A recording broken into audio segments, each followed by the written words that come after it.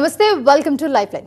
హైపోస్పాడియస్ అంటే ఏంటి, దానికి ట్రీట్మెంట్ ఏ విధంగా ఉంటుంది, దాన్ని ఎలా నివారించవచ్చు, దానికి అసలు ఎన్ని రోజులు ట్రీట్మెంట్ పడుతుంది అనేది దాని గురించి మాట్లాడడానికి ఈరోజు మనతో పాటు ఉన్నారు అంకుర హాస్పిటల్స్ నుంచి డాక్టర్ వివిఎస్ చంద్రశేఖరం గారు మనతో పాటు లైవ్లో జాయిన్ అవుతున్నారు. నమస్తే డాక్టర్. నమస్తే. వెల్కమ్ టు ఆ స్టూడియో. అసలు ఏంటి డాక్టర్ ఈ హైపోస్పాడియస్ అంటే ఏంటి, దాని గురించి తెలియని వాళ్ళు చాలామంది ఉన్నారు, దాన్ని అసలు ఎలా తెలుసుకోవాలి? హైపోస్పాడియస్ అంటే మగపిల్లల్లో పుట్టుకతో వచ్చే ఒక లోపం, అంటే పెనిస్ తాలూకు లోపం. ఈ మ్యానుఫ్యాక్చరింగ్ డిఫెక్ట్ అనొచ్చు. అంటే పెనిస్ తయారవుతున్నప్పుడు, తల్లి గర్భంలో శిశువు ఉన్నప్పుడు, మగ శిశువు ఉన్నప్పుడు పెనిస్ తయారవుతున్నప్పుడు ఒక స్టేజ్లో ఆ ఫార్మేషన్ కంప్లీట్ అవ్వకుండా ఆగిపోతుంది, ఇన్కంప్లీట్ అవుతుంది అన్నమాట. దాన్ని హైపోస్పాడియస్ అంటాం. దీనిలో ముఖ్యంగా రెండు ప్రాబ్లమ్స్ మనకు కనిపిస్తాయి, బయటకు కనిపిస్తాయి. ఇదేం ఇది డయాగ్నోస్ చేయడం చాలా ఈజీ. ఒకటి, యూరిన్ పోసుకునే మూత్రం తాలూకు ఆ రంధ్రం ఏదైతే ఉంటుందో అది టిప్పులో ఉండకుండా కింద భాగంలో ఉంటుంది, పెన్నిస్ కింద భాగంలో ఉంటుంది. ఓకే, అది ఫస్ట్ ప్రాబ్లం. సెకండ్ ఏంటంటే పెన్నిస్ స్ట్రైట్గా ఉండకుండా వంకరగా ఉంటుంది, కిందకి ఇలా వంగి ఉంటుంది. దీనితో పాటు పైన చర్మం ఉంటుంది, కింద భాగంలో చర్మం ఉండదు. పూర్తిగా చర్మంతో కవర్ అయి ఉండదు పెనిస్. కింద భాగంలో చర్మం ఉండదు, పైన భాగంలో మాత్రమే ఫోర్ స్కిన్ అంటాం, అది పైన భాగంలో మాత్రమే ఉంటుంది. సో ఎవరైనా కొంచెం ఈ విషయం అవగాహన ఉన్నవాళ్ళు ఆ పుట్టిన బేబీని చూడగానే వెంటనే యూజువల్గా చెప్పేయచ్చు ఇది నార్మల్గా లేదు అని. సో డయాగ్నోస్ అనేది చాలా ఈజీ. సో డాక్టర్, ఇప్పుడు ఒకవేళ అది డయాగ్నోస్ చేస్తే దానికి సర్జరీకి వెళ్ళాల్సిందే ఖచ్చితంగా, దాన్ని ఎలా సరిచేయాలంటారు? హైపోస్పాడియస్ అనేది చాలా రకాలుగా ఉంటుందమ్మా. కొన్ని చాలా మైనర్ డిగ్రీస్ ఆఫ్ హైపోస్పాడియస్ ఉంటాయి. అంటే టిప్లో లేకుండా ఒక 2-3 మిల్లీమీటర్ల కింద హోల్ ఉండి రంధ్రం అనేది, పెన్నిస్ వంకర లేకుండా స్ట్రైట్గానే ఉంటే దానికి యూజువల్గా ఒక్కొక్కసారి మేము అవసరం లేదులేండి, వెయిట్ చేద్దాం, సర్జరీ అవసరం లేదంటాం. బట్ మోర్ దెన్ 95% కేసుల్లో హైపోస్పాడియస్ అనే దానికి సర్జరీ అవసరం పడుతుంది. ఎందుకంటే ఆ పిల్లవాడు కింద నుంచి యూరిన్ పోయడం వల్ల ఒకటి చెడ్డీలో పడుతూ ఉంటుంది, అందరిలాగా నార్మల్గా పోయలేడు. సో స్కూల్కి వెళ్ళాక వాళ్ళకి ప్రాబ్లం వస్తుంది, చెడ్డీలో యూరిన్ పడుతూ ఉంటుంది. రెండు, పెన్నిస్ వంకర ఉండడం వల్ల కింద నుంచి యూరిన్ రావడం వల్ల పెద్ద అయిన తర్వాత వాళ్ళ సెక్షువల్ లైఫ్లో కూడా ప్రాబ్లం ఉండే అవకాశం ఉంది. కాబట్టి మైనర్ డిగ్రీస్ ఆఫ్ హైపోస్పాడియస్ తప్ప మిగతా అన్ని హైపోస్పాడియస్లోనూ జనరల్గా ఇప్పుడున్న టెక్నికల్ అడ్వాన్సెస్ తోటి సర్జరీ చేసి మంచి రిజల్ట్ ఇవ్వచ్చు. Okay, so before and after surgery తర్వాత ఏమైనా డిఫరెన్స్ ఉంటుందంటారా? సర్జరీ తర్వాత టోటలీ నార్మల్ అయిపోతుంది పెనిస్. ఓకే, అంటే మనం సర్జరీ చేసినప్పుడు వంకర సరిచేసేసి ఈ హోల్ ఎక్కడైతే ఆగిపోయిందో, అంటే ఆ యూరిన్ పైప్ చివరిదాకా రాకుండా మధ్యలో ఆగిపోయింది, ఆ ఆగిపోయిన చోట నుంచి పైకి మనము ట్యూబ్ రీకన్స్ట్రక్ట్ చేస్తాం, యూరిన్ పైపు రీకన్స్ట్రక్ట్ చేస్తాం. ఈ పైన ఉన్న చర్మంతో రీకన్స్ట్రక్ట్ చేస్తాం, అంటే వాళ్ళ చర్మంతో రీకన్స్ట్రక్ట్ చేస్తాం. కాబట్టి ఫ్యూచర్లో కూడా వాళ్ళకి ఆ గ్రోత్ వచ్చినప్పుడు ఆటోమేటిక్గా అదే చర్మం కాబట్టి పెరుగుతుంది. సో ఆ రీకన్స్ట్రక్ట్ చేసిన తర్వాత ఒక నార్మల్ పిల్లవాడికి పైన కొద్దిగా చర్మం తీసేస్తే, అంటే సుంతి చేస్తే ఎలా ఉంటుందో అలా ఉంటుంది చూస్తే. అంటే హైపోస్పాడియస్ ఉందని కూడా ఎవరు అనుకోరు ఆ పిల్లవాడికి. ఓకే, చాలామంది పిల్లలకి స్కిన్ టైట్ అవ్వడం వల్ల, నార్మల్ పిల్లలకి చెప్తున్నా, నార్మల్ చర్మం టైట్ అవ్వడం వల్ల, ఇన్ఫెక్షన్స్ రావడం వల్ల సుంతి చేస్తూ ఉంటారు, పైన చర్మం తీసేస్తూ ఉంటారు. సో హైపోస్పాడియస్ ఆపరేషన్ తర్వాత కూడా ఎగ్జాక్ట్గా అలానే ఉంటుంది అపియరెన్స్. సో ఇప్పుడు సర్జరీ ప్రాసెస్ అని అన్నారు కదా మీరు, అసలు ఏ విధంగా ఉంటుంది, ఎంత టైం పడుతుంది, is that dangerous process or normal process? Hypospadias surgery అసలు డేంజరస్ కానే కాదు. కాకపోతే ఇది చాలా టెక్నికల్గా చాలా డిమాండింగ్ ఆపరేషన్. అంటే మనం చిన్నప్పుడు చేసే ఆపరేషన్ వాళ్ళ లైఫ్ లాంగ్, వాళ్ళ జీవితం మీద, వాళ్ళ ఫ్యామిలీ లైఫ్ మీద కూడా దాని ప్రభావం ఉంటుంది. కాబట్టి అతి జాగ్రత్తగా, అతి డెలికేట్గా చేయవలసిన ఆపరేషన్ ఇది. అంటే చాలా టెక్నికల్గా కాంప్లికేటెడ్ సర్జరీ, టెక్నికల్గా చాలా డెలికేట్ ఆపరేషన్, ప్రమాదకరమైంది కాదు. సో జనరల్గా హైపోస్పాడియస్లో కొన్ని మైల్డ్ వెరైటీస్, మోడరేట్ వెరైటీస్ ఉంటాయి, కొన్ని బాగా సివియర్ వెరైటీస్ ఉంటాయి. సివియర్ వెరైటీస్లో హోల్ బాగా కిందకు ఉండి పెనిస్ చాలా వంకరగా ఉండి ఒక్కొక్కసారి ఆడా మగా కూడా తెలియని పరిస్థితుల్లో ఉంటుంది చూస్తే, బాగా సివియర్ కేసుల్లో. సో సివియర్ కేసుల్లో మటుకు 2 స్టేజెస్లో ఆపరేషన్ చేయాల్సి వస్తుంది. మైల్డ్ కానీ మోడరేట్ కేసుల్లో సింగిల్ స్టేజ్లోనే మొత్తం రీకన్స్ట్రక్షన్ అయిపోతుంది. ఎక్స్పర్ట్స్ ఈ ఆపరేషన్ చేసినప్పుడు మోర్ దెన్ 95% సక్సెస్ ఉంటుంది సింగిల్ స్టేజ్లోనే. కాబట్టి రిజల్ట్ చాలా బాగుంటుంది, దీని గురించి వరి అవ్వాల్సిన అవసరం లేదు. కాకపోతే పేరెంట్స్ చేయాల్సింది దీని ఎక్స్పర్ట్ ఎవరని వాళ్ళని వెతికి పట్టుకోవడమే వాళ్ళ పని. అంటే డాక్టర్ ఇప్పుడు పుట్టిన బేబీకి డిటెక్ట్ చేయొచ్చు అని చెప్పారు కాబట్టి అప్పుడే చేయొచ్చు అంటారా, లేకపోతే కొంచెం టైం ఆగి ఒక 1 year 2 year తర్వాత చేయొచ్చు అంటారా? పుట్టిన బేబీకి అంటే నేను ఇప్పుడు కూడా నేను ఈ హైపోస్పేడియాస్ తోటి వేరే అన్డిసెండెడ్ టెస్టిస్ అని ఇంకొక ప్రాబ్లం ఉంది, అది కూడా ఒక నిమిషం చెప్తాను. సో ఈ రెండింటితోటి ఇప్పుడు కూడా నాకు 10 ఏళ్ళు 12 ఏళ్ళ పిల్లలు నా దగ్గర రావడం చూస్తూ ఉంటాను. సో దీనివల్ల నేను ఏం చెప్దాం అనుకుంటున్నానంటే పుట్టిన ప్రతి మగపిల్లవాడికి కూడా 2 విషయాలు పేరెంట్స్ అబ్జర్వ్ చేయాలి. అంటే డాక్టర్స్ చూస్తారు, బట్ పేరెంట్స్ కూడా వాళ్ళ వైపు నుంచి దృష్టి పెట్టాలి. ఏమిటి అంటే పిల్లవాడికి 2 టెస్టిస్ అంటే అండాలు 2 కిందకు వచ్చాయా లేదా, సంచిలో ఉన్నాయా లేదా. పుట్టిన 100 మంది మగపిల్లల్లో 1-2% మగపిల్లలకి 1 కానీ 2 కానీ టెస్టిస్ కిందకి పూర్తిగా రాకుండా పైన ఉండిపోతాయి. కొంతమందికి గజ్జల్లో ఉండిపోతాయి, కొంతమందికి పొట్టలో ఉండిపోతాయి. దాని అన్డిసెండెడ్ టెస్ట్ చాలా కామన్ ప్రాబ్లం ఇది. సో ఇది ఒకటి గమనించాలి. అలా కింద టెస్టిస్ 2 1 కానీ 2 కానీ లేని పక్షంలో డాక్టర్ని సంప్రదించి 6 monthsలో వాటంతట అవే కిందకు వచ్చే అవకాశం ఉంది. రాకపోతే వాటికి సర్జరీ చేసి కింద పెట్టాలి, లేకపోతే టెస్టిస్ చెడిపోవచ్చు, అది క్యాన్సర్గా కూడా మారే ప్రమాదం ఉంది. సో ఇది ఒకటి అబ్జర్వ్ చేయాలి. రెండోది హైపోస్పేడియస్ అంటే పెనిస్ ఎలా ఉంది, యూరిన్ తాలూకు రంధ్రం టిప్పులోనే మామూలుగానే ఉందా, కింద భాగంలో ఎక్కడన్నా ఉందా, చర్మం పూర్తిగా కవర్ అయ్యి ఉందా, ఓన్లీ పై భాగంలోనే చర్మం ఉండి కింద భాగంలో చర్మం లేదా, పెన్నిస్ ఏమన్నా వంకరగా ఉందా, ఇది ఎవరైనా సరే చూసి చెప్పచ్చు, ఇదేం పెద్ద డాక్టర్లు అవసరం లేదు. సో ఈ చిన్నవి గమనించడం వల్ల పేరెంట్స్ దీన్ని తొందరగా డాక్టర్ గారికి చూపించగలుగుతారు.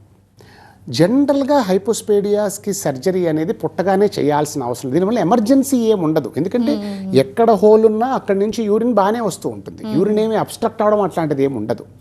సో జనరల్గా 6 months మినిమం వెయిట్ చేస్తాము, అవసరమైతే 1 year వెయిట్ చేస్తాము. బాబు వెయిట్ గెయిన్ అయ్యే వరకు పెన్నిస్ సైజు కూడా పెరగాలి. చిన్న పీనిస్లో ఆపరేషన్ చేస్తే కాంప్లికేషన్స్ వస్తాయి. సో మినిమం మేమైతే యూజువల్గా 1 year వెయిట్ చేస్తాము. 1 year నుంచి 3 years లోపల మేము చెప్పే ఐడియల్ టైం ఫర్ సర్జరీ. ఎందుకంటే 3 years తర్వాత స్కూల్లో వేస్తారు కాబట్టి స్కూల్లో వేసే లోపల మనం కనుక ఈ ఆపరేషన్ కంప్లీట్ చేసుకుంటే స్కూల్కి వెళ్ళేటప్పటికి ఆ పిల్లవాడి నుంచుని మిగతా పిల్లల్లాగే చక్కగా స్ట్రైట్గా యూరిన్ పోసుకోగలుగుతాడు.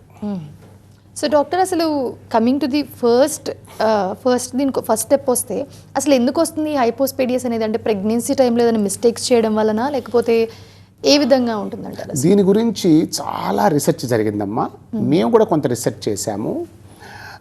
అన్ఫార్చునేట్లీ ఇప్పటిదాకా కారణాలు తెలియలేదు. కొన్ని సస్పెక్టెడ్ రీజన్స్ ఉన్నాయి, కొన్ని దీనివల్ల ఉండొచ్చు అని కొన్ని అపోహ అని కొన్ని ఇవి ఉన్నాయి. ఏమిటంటే ప్రెగ్నెన్సీ టైంలో మదర్ కనుక హై బీపీ ఉంటే ప్రెగ్నెన్సీ టైంలో మదర్కి, అప్పుడు ఈ హైపోస్పేడియాస్ ఆ పిల్లల్లో కొంచెం ఛాన్స్ ఎక్కువ ఉంటుంది అని ఒక థియరీ ఉన్నది. కానీ దీనికి మెయిన్ రీజన్ ఇప్పుడు ప్రపంచం అంతా కూడా కొంతవరకు ఒప్పుకుంటున్న కారణం ఏమిటంటే ఈ ఇండస్ట్రియల్ వేస్ట్స్, ఏవి మన కెమికల్స్ అన్నీ ఉంటాయి కదా, మన ఇండస్ట్రీ నుంచి కెమికల్స్, అవన్నీ కూడా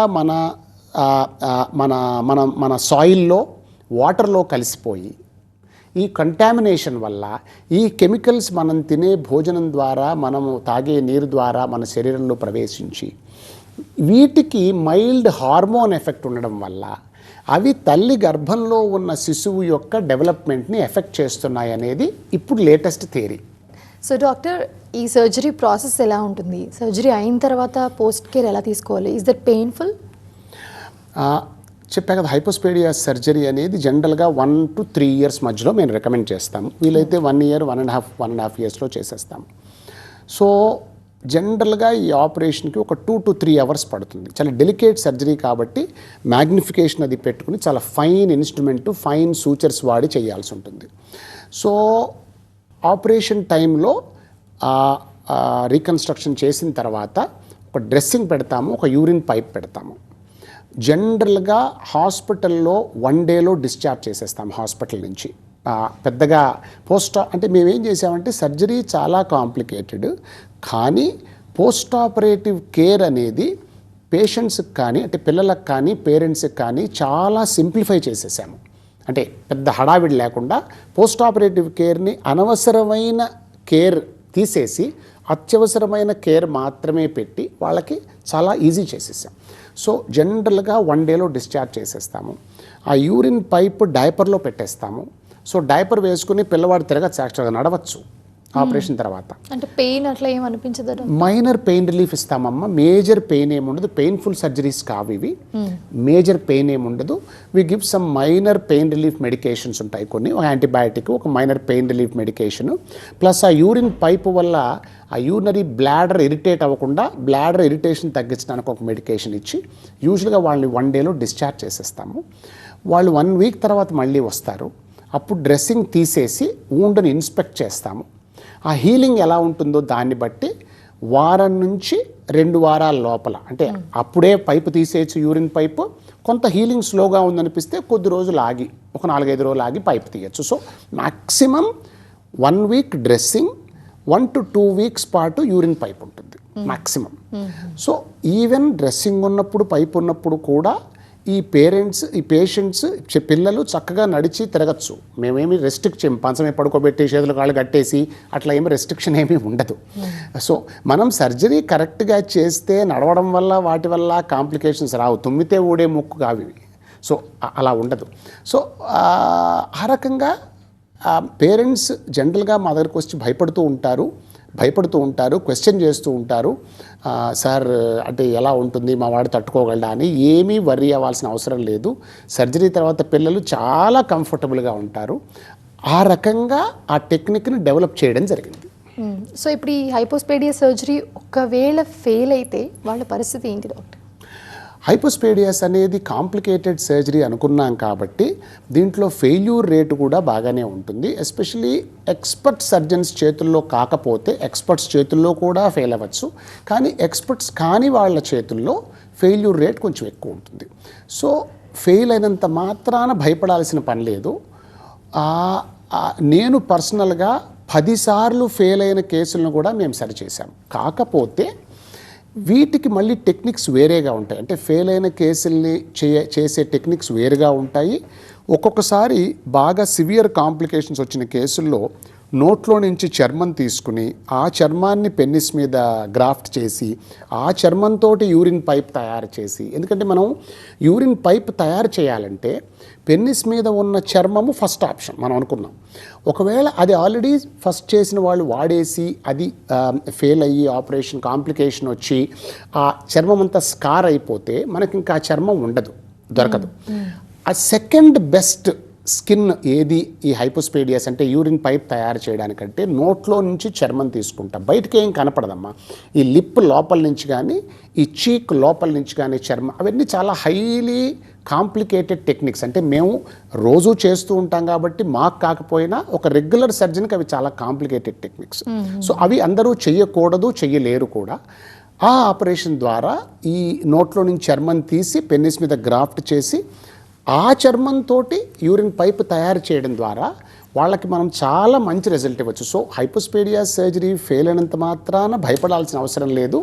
ఎక్స్పర్ట్స్ దగ్గరికి వెళ్తే దాన్ని కూడా కరెక్ట్ చేసి వాళ్ళకు ఒక నార్మల్ లైఫ్ ఇచ్చే అవకాశం ఉంది. సో ఇప్పుడు ఇట్లా ఫెయిల్ అయిన తర్వాత చాలామంది ఇలాంటిది ఏమైనా ఉంటే చెప్పుకోవడానికి కొంచెం మొహమాటపడో లేకపోతే సిగ్గుపడో చాలామంది చెప్పరు. ఒకవేళ వాళ్ళు చిన్న ఏజ్లో సర్జరీ చేయకపోతే పెద్దవాళ్ళు అయిన తర్వాత మీ దగ్గరకు వస్తారా అట్లాంటి వాళ్ళు పేషెంట్స్? నేను జనరల్గా చిన్నపిల్లల్లోనే ఆపరేషన్ చేస్తాను, కానీ హైపోస్పేడియాస్ ఒక్కటి మటుకు నేను పెద్దవాళ్ళలో కూడా చేస్తాను. ఎందుకు అంటే ఇది బేసిక్గా చిన్నపిల్లల ప్రాబ్లం కాబట్టి దీనిలో మాకు మ్యాక్సిమం ఎక్స్పర్టీజ్ ఉంటుంది కాబట్టి పెద్దవాళ్ళకు ఆపరేషన్ చేసే అడల్ట్ సర్జన్స్ కంటే వీటిల్లో మాకే ఎక్స్పర్టీస్ ఎక్కువ ఉంటుంది కాబట్టి ఆ పేషెంట్స్ని నేను హ్యాండిల్ చేస్తాను. 32 వయసు ఉన్న అతనికి కూడా నేను ఈ ఫెయిల్డ్ హైపోస్పేడియాస్ చేస్తున్నాను. 20 ఏళ్ళు 25 ఏళ్ళు చాలామంది పేషెంట్స్కి చేస్తాము. 2 రకాలుగా ఉంటుంది ఇది. ఒకటి ఏంటంటే చిన్నప్పుడు ఏదో పాపం ఊళ్ళో ఉండి వాళ్ళ పేరెంట్స్ పెద్దగా విషయం తెలియక పట్టించుకోక ఏదోలా నామోహం. కొంతమంది ఏం చెప్తారంటే పెద్దయ్య కొద్దీ బాగా అయిపోతుందని చెప్తారు. అదొక అపోహ ఉంది. అంటే ఏముంది గ్రోత్ వచ్చే కొద్దీ వాడు యుక్త వయసు వచ్చే కొద్దీ ఆ పెన్నిస్ గ్రోత్ తోటి ఇది సెట్ అయిపోతుందిలే అని అనుకుంటారు కొంతమంది. ఇది సెట్ అవ్వదమ్మా. ఒకసారి పుట్టుకతోటి హైపోస్పేడియాస్ ఉంటే అది it is a fixed problem. అదేమీ ఇంప్రూవ్మెంట్ రాదు. యాక్చువల్గా యుక్త వయసులో పెన్నిస్ సైజు పెరిగినప్పుడు వంకర ఇంకా ఎక్కువ అవుతుంది. ముందే కరెక్ట్ చేయకపోతే ఆ వంకర, ఎందుకంటే ఇక్కడ నార్మల్గా పెరుగుతూ ఉంటుంది, ఈ కింద భాగంలో పెరుగుదల తక్కువ ఉండి లాగేస్తుంది కిందకది. ఒక విల్లు వంగినట్టు వంగిపోతుంది పెనిస్.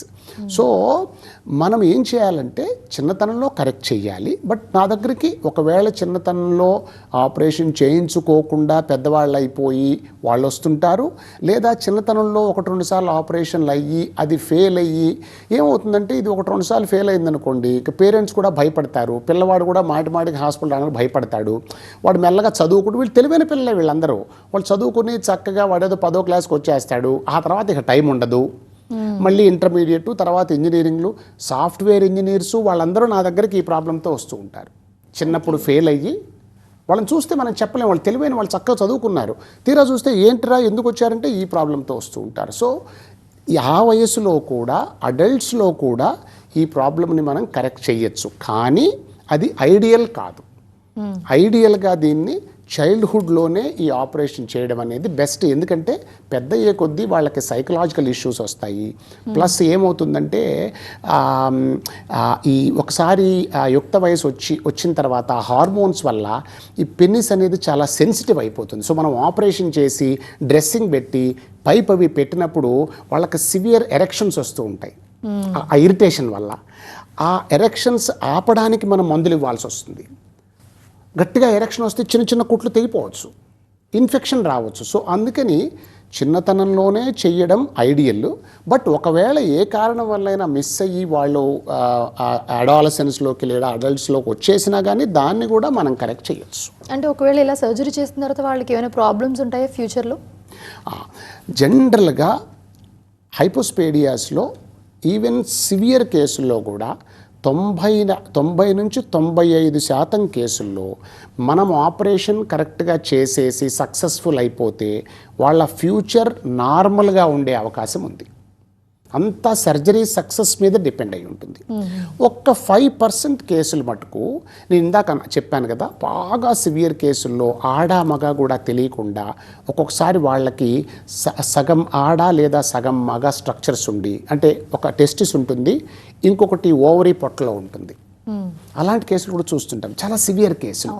సో అలాంటి కేసుల్లో మనం వాళ్ళని కరెక్ట్ చేసి మొత్తం స్ట్రక్చరల్గా మనం సరి చేసినా కానీ స్టిల్ వాళ్ళకి ఈ టెస్టిస్ ఫంక్షను అవి సరిగ్గా లేకపోవడం వల్ల ఒక్కొక్కసారి ఫ్యూచర్లో ప్రాబ్లమ్స్ రావచ్చు. కానీ హైపోస్పేడియాస్ వరకు మనము అందరికీ కూడా బాగా కరెక్ట్ చేసి మంచి రిజల్ట్ ఇవ్వచ్చు. అంటే ఇప్పుడు డాక్టర్ వాళ్ళు తర్వాత కూడా సర్జరీ తర్వాత కూడా నార్మల్ లైఫ్ లీడ్ చేయగలరా అంటే మీరు ఏం చెప్తారు? More than 95% cases they can lead a normal life after surgery.